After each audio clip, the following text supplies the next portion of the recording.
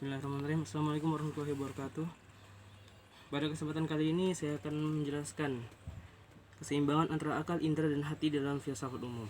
Dalam banyak tradisi filsafat, terutama dalam konteks pemikiran timur dan barat, keseimbangan antara akal, indera, dan hati sangat sering dianggap penting dalam memahami manusia secara holistik.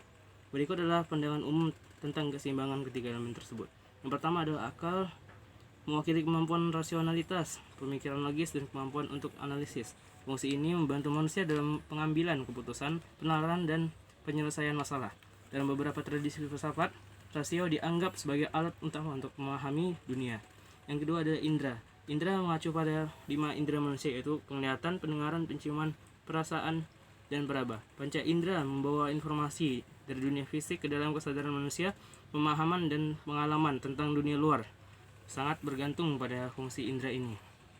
Yang ketiga adalah hati. Hati atau emosi melambangkan aspek emosional, intuisi, atau spiritualitas manusia. Ini melampaui pemikiran rasional dan dapat mencakup berbagai hal, seperti kepekaan terhadap emosi, pemahaman intuitif, dan pencarian makna spiritual dalam hidup.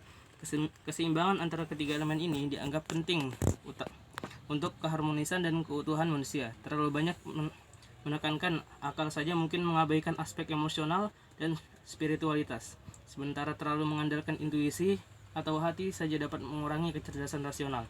Keseimbangan yang seimbang antara akal, indera, dan hati dianggap dapat menciptakan pemahaman yang lebih holistik tentang dunia dan diri sendiri, serta membantu dalam pengambilan keputusan yang bijaksana dan bertanggung jawab.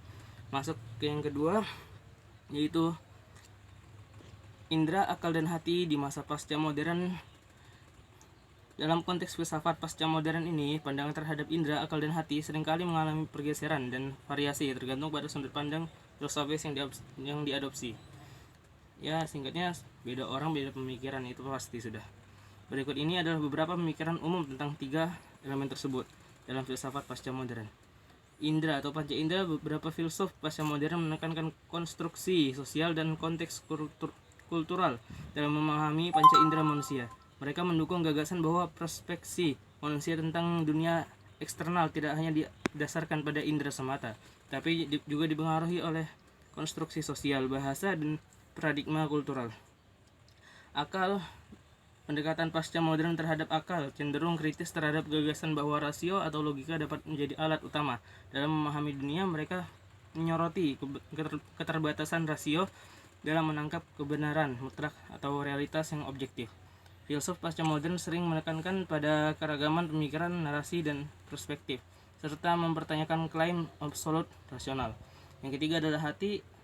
Filsafat pasca modern sering mengakui peran penting emosi, intuisi, dan spiritualitas dalam pengalaman manusia. Mereka memperhatikan kompleksitas dan kedalaman pengalaman manusia yang melampaui pemikiran rasional dan menekankan pentingnya pengakuan terhadap aspek-aspek non-rasional dalam memahami dunia.